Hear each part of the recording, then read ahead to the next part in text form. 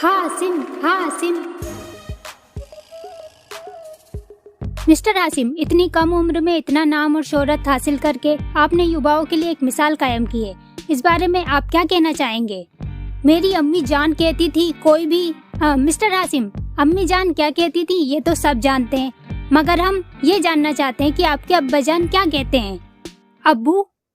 हासिम नालायक, मैं यहाँ दिन रात टैक्सी चलाकर तेरी पढ़ाई के लिए पैसे जमा कर रहा हूँ और तू है कि कॉलेज जाने की बजाय यहाँ मजे से सो रहा है। जल्दी उठ और कॉलेज जा। हासिम उठा और कॉलेज जाने के लिए तैयार होने लगा। हासिम की सुबह की शुरुआत रोज इसी तरह होती थी। हासिम के अब्बू चाहते थे कि हासिम पढ़ लिख कर एक बहुत बड़ा आदमी बने और उनके दिन बदले, मगर हासिम का पढ़ाई लिखाई में बिल्कुल मन नहीं लगता था। वो तो बस जितना जल्दी हो सके बहुत सारी दौलत कमाने के ख्वाब देखा करता था। यही वजह थी कि हासिम की अपने अब्बू से बिल्कुल नहीं बनती थी। एक दिन घर पर उन दोनों के बीच बहुत कहासुनी होती है और हासिम गुस्से में घर छोड़कर निकल जाता है।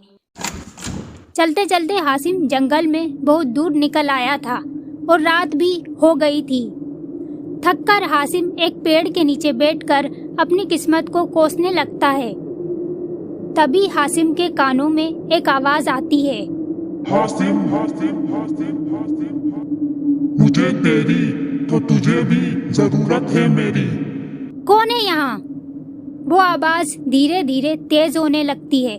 हासिम उस आवाज का पीछा करता है तो देखता है कि वो आवाज जमीन के नीचे से आ रही है।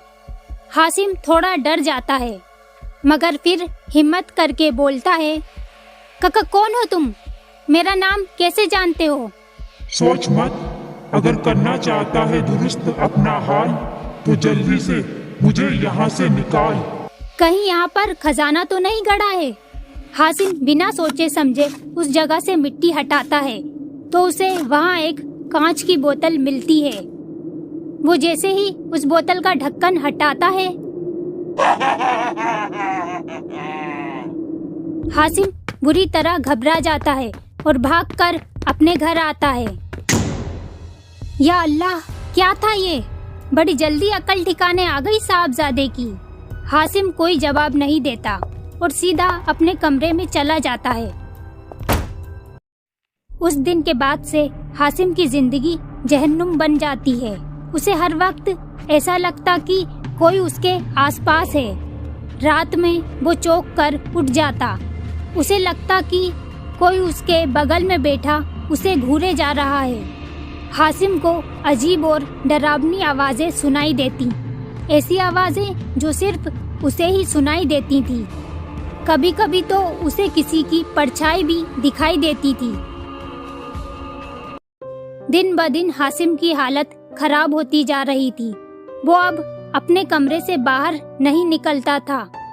सारा दिन बस अपने कमरे की दीवारों को घूरता रहता था।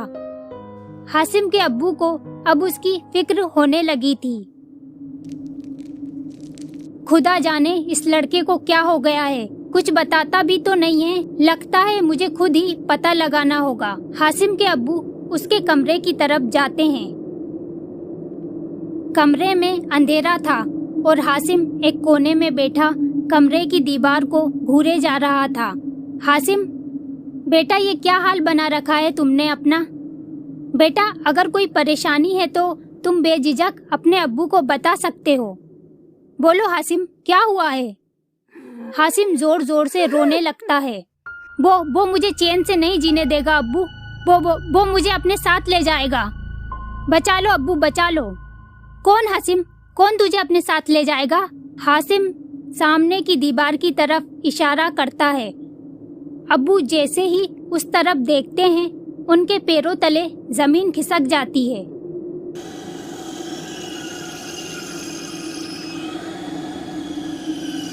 हासिम के अब्बू बिना देर किए उसे मौलवी साहब के पास ले गए। मौलवी साहब ने बताया कि हासिम के ऊपर किसी जिन का साया है जो उसके जिस्म को धीरे धीरे खत्म कर रहा है।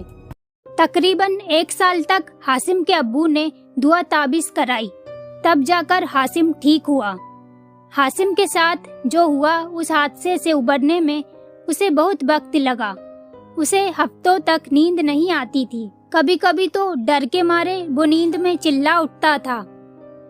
मगर वक्त के साथ और उसके अब्बू की वजह से धीरे धीरे हालात बेहतर होते गए।